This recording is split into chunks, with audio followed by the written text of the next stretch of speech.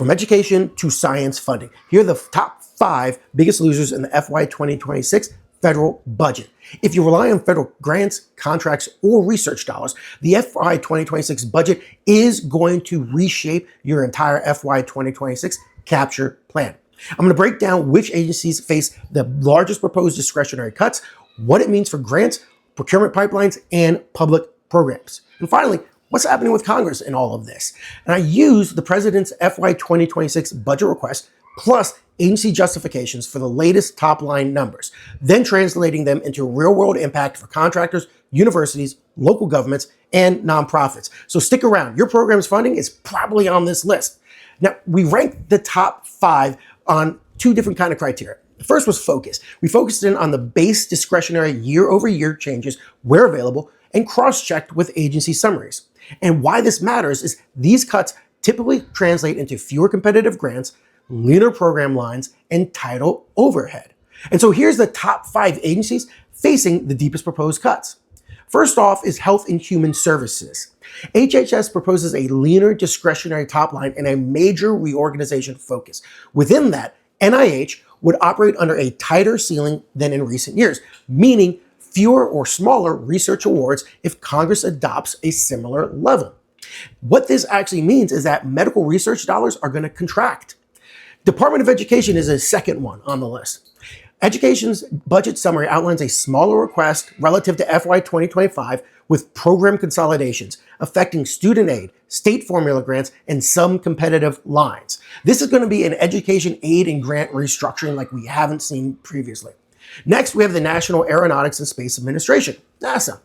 NASA's FY 2026 page frames reprioritization across exploration, science, and technology.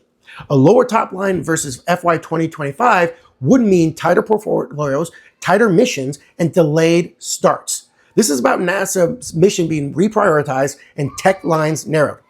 Then we have the National Science Foundation, the NSF. The NSF's FY 2026 request highlights a smaller top line compared with recent years. This is reducing competitive research awards and facility support if enacted. Really, this comes down to fewer research grants and facilities are going to be squeezed.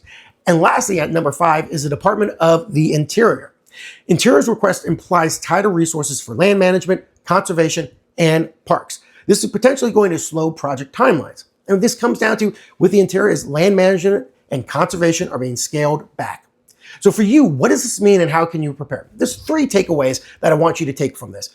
Competitiveness, competition is going to tighten.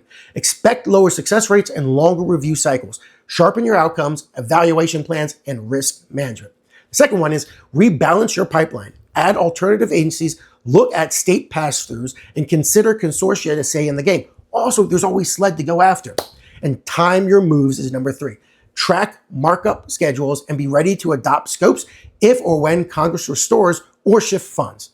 And this is what's going to happen next. It's on Congress. And unfortunately, with the court shutdown, we are all in limbo mode. We can expect, though, negotiations, amendments, and some restorations when Congress returns. But today's proposal signals is where the pressure points are going to be applied in 2026.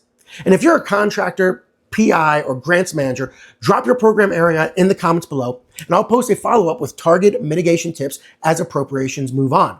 Please remember to like, subscribe, and share this with your team so you're planning off the same playbook. If you would like to see the remainder of the significant budget losers in 2026, click on the link pinned in the comments below. Thanks for watching.